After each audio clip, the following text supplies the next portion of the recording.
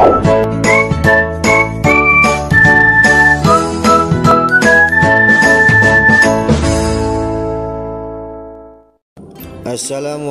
warahmatullahi wabarakatuh. Ananda kelas 6 yang Bapak cintai, mudah-mudahan hari ini kita selalu diberikan kesehatan oleh Allah Subhanahu wa taala dan selalu dalam lindungannya. Baik anak-anakku, untuk pembelajaran hari ini kita masih di tema 7, subtema 1, pembelajaran 6. Adapun muatan pembelajaran kita hari ini yaitu PPKN dan SBDP. Oleh karena itu, Ananda kelas 6, mari kita simak pembelajaran hari ini sebagai berikut. Di sekitar kita banyak orang yang bekerja demi membantu orang lain yang sedang mengalami bencana. Salah satunya adalah petugas pemadam kebakaran.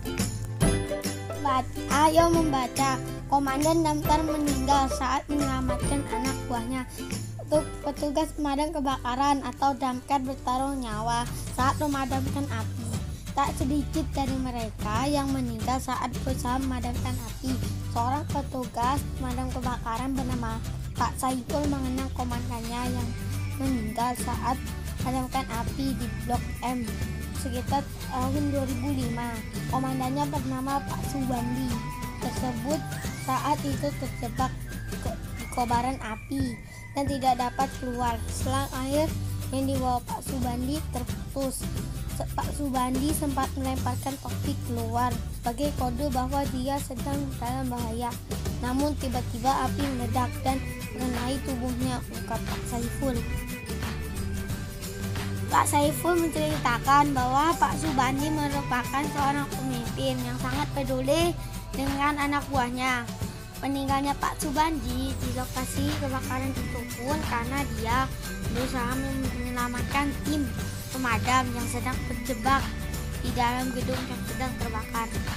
Petugas pemadam kebakaran yang telah rela berkorban tersebut saat itu menjabat sebagai kepala sektor pemadam kebakaran Jakarta Selatan.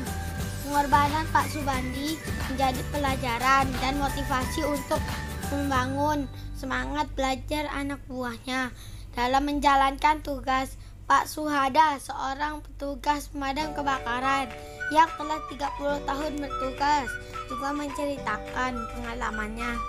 Banyak kejadian kritis yang sudah ia lewati selama menjalankan tugas. Kalau sudah di depan api, saya sering berpikir jangan-jangan hari ini saya mati. Tapi alhamdulillah saya masih dikasih kesempatan hidup. Yang penting kita tulus menjalani tugas, jangan banyak mengeluh, kata Pak Suhada. Pak Suhada menceritakan kalau kaki kirinya pernah melepuh karena terkena air panas saat memadamkan kebakaran di sebuah pemukiman. Pak Suhada juga pernah terkena setrum dan runtuhan atap rumah. Kondisi saat kebakaran sangat riuh. Sering pemadam kebakaran tak sempat memeriksa kabel-kabel listrik yang berserakan, maka resiko tersetrum pun harus dia hadapi. Ananda kelas 6, itu tadi teks bacaan yang telah dibacakan oleh Ananda Willy. Selanjutnya mari kita berdiskusi tentang pokok pikiran yang ada pada bacaan tersebut. Silahkan berdiskusi bersama teman atau orang tuamu, lalu cocokkan jawabanmu berikut ini. Pada paragraf pertama, pokok pikirannya adalah petugas damkar bertaruh nyawa saat memadamkan api. Sedangkan di paragraf kedua, pokok pikirannya adalah peristiwa meninggalnya Pak Subandi. Di paragraf ketiga, pokok pikirannya adalah Pak Subandi merupakan seorang pemimpin yang sangat peduli dengan anak buahnya. Di paragraf 4, pokok pikirannya adalah banyak kejadian kritis yang dilewati Pak Suhada selama bertugas. Di paragraf kelima, yaitu pokok pikirannya tulus tanpa mengeluh Pak Suhada dalam bertugas. Sedangkan di paragraf yang keenam, pokok pikirannya adalah segala resiko dalam bertugas harus siap dihadapi. Setelah Ananda kelas 6 berdiskusi, selanjutnya mari kita jawab pertanyaan-pertanyaan berikut ini. Perhatikan pertanyaan nomor 1. Apa yang dapat kamu teladani dari petugas pemadam kebakaran? Maka yang dapat kita teladani adalah berani dalam menjalankan tugas, bekerja sama dengan tim, rela berkorban, tulus dalam bekerja, dan pantang menyerah. Selanjutnya perhatikan pertanyaan nomor 2. Nilai ketuhanan apakah yang diterapkan oleh petugas pemadam kebakaran? Nah, untuk nilai ketuhanan ini yaitu berdoa sebelum dan setelah bertugas. Selanjutnya perhatikan pertanyaan nomor 3. Nilai kemanusiaan apakah yang diterapkan oleh petugas pemadam kebakaran? Yaitu peduli terhadap sesama, rela berkorban. Selanjutnya perhatikan pertanyaan nomor 4. Apa yang dapat kamu lakukan dalam upaya ikut membantu lingkunganmu menerapkan nilai-nilai ketuhanan dan kemanusiaan?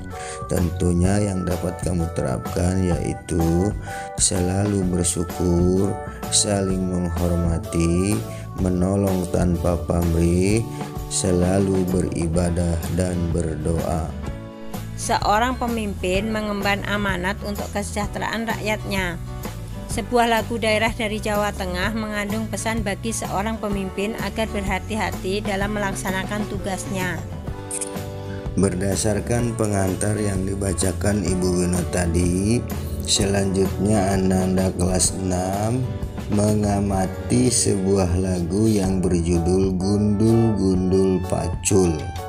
Setelah Ananda mengamati, maka selanjutnya Ananda menjawab pertanyaan-pertanyaan sebagai berikut. Yang pertama, apa judul lagu tersebut? Judulnya yaitu Gundul-Gundul Pacul. Yang kedua, dari daerah mana asal lagu tersebut? Lagu tersebut berasal dari daerah Jawa Tengah. Yang ketiga, apa nada dasar yang digunakan pada lagu tersebut? Lagu tersebut menggunakan nada dasar yaitu Do sama dengan C. Yang keempat, apa tanda tempo yang digunakan pada lagu tersebut? Tanda temponya yaitu 4/4 moderato. Yang kelima, apa arti tanda tempo tersebut? Artinya adalah dinyanyikan dengan tempo sedang. Gundul-Gundul Pacul adalah salah satu lagu daerah yang ditulis oleh Sunan Kalijaga pada tahun 1400-an. Gundul-Gundul Pacul adalah lagu nasihat sang wali bagi para pemimpin Jawa untuk mengutamakan kesejahteraan rakyatnya. Arti gundul kepala adalah kepala pelontos tanpa rambut. Kepala adalah lambang kehormatan dan kemuliaan seseorang, sementara rambut adalah mahkota lambang keindahan kepala. Dengan demikian, gundul artinya adalah hormatkan yang tanpa mahkota. Pacul adalah cangkul. Orang Jawa mengatakan bahwa pacul adalah papat kang ucul, artinya 4 yang lepas. Dengan pengertian kemuliaan seseorang sangat tergantung pada 4 hal, yaitu cara orang tersebut menggunakan mata, hidung, telinga, dan mulutnya. Jika 4 hal itu lepas, maka kehormatan orang tersebut juga akan lepas. Mata digunakan untuk melihat kesulitan rakyat, telinga digunakan untuk mendengar nasihat, hidung digunakan untuk menyium wangian kebaikan, mulut digunakan untuk berkata-kata yang adil. Gembelengan artinya besar kepala, sombong, dan bermain-main dalam menggunakan kehormatannya. Dengan demikian, makna kalimat ini adalah bahwa seorang pemimpin sesungguhnya bukan diberi mahkota, tetapi pembawa pacul untuk mencangkul atau mengupayakan kesejahteraan bagi rakyatnya. Namun, orang yang sudah kehilangan 4 indera tersebut akan berubah sikapnya menjadi congkak atau gembelengan. Nyunggi-nyunggi wakulkul, gembelengan. Nyunggi wakul artinya membawa bakul di atas kepala, dilambangkan sebagai menjunjung amanah rakyat. Namun saat membawa bakul, sikapnya sombong hati atau gemelengan. Wakul gelimpang atau bakul terguling melambangkan amanah dari rakyat terjatuh akibat sikap sombong saat membawa amanah tersebut. Segane dari sya'ratan, nasinya jadi sehalaman, melambangkan hasil yang diperoleh menjadi berantakan dan sia-sia, tidak bisa dimakan lagi atau tidak bermanfaat bagi kesejahteraan rakyat. Tangga nada diatonis minor. Tangga nada diatonis minor memiliki interval atau jarak nada 1,5, 1, 1, 1,5, 1, 1. Tangga nada diatonis minor ada bermacam-macam. Salah satunya tangga nada diatonis minor harmonis. Tangga nada diatonis minor harmonis adalah tangga nada diatonis minor dengan nada ketujuh dinaikkan setengah. Perhatikan contoh urutan tangga nada diatonis minor harmonis berikut. Ciri-ciri tangga nada diatonis minor biasanya sebagai berikut. Lagu bersifat sedih, lagu kurang bersemangat. Melodi lagu biasanya diawali dan diakhiri nada 6 la, namun tidak menutup kemungkinan diawali nada 3 mi dan diakhiri nada 6 la. Demikianlah pembelajaran hari ini, kurang lebihnya mohon maaf. Billahi taufiq wal hidayah. Wassalamualaikum warahmatullahi wabarakatuh.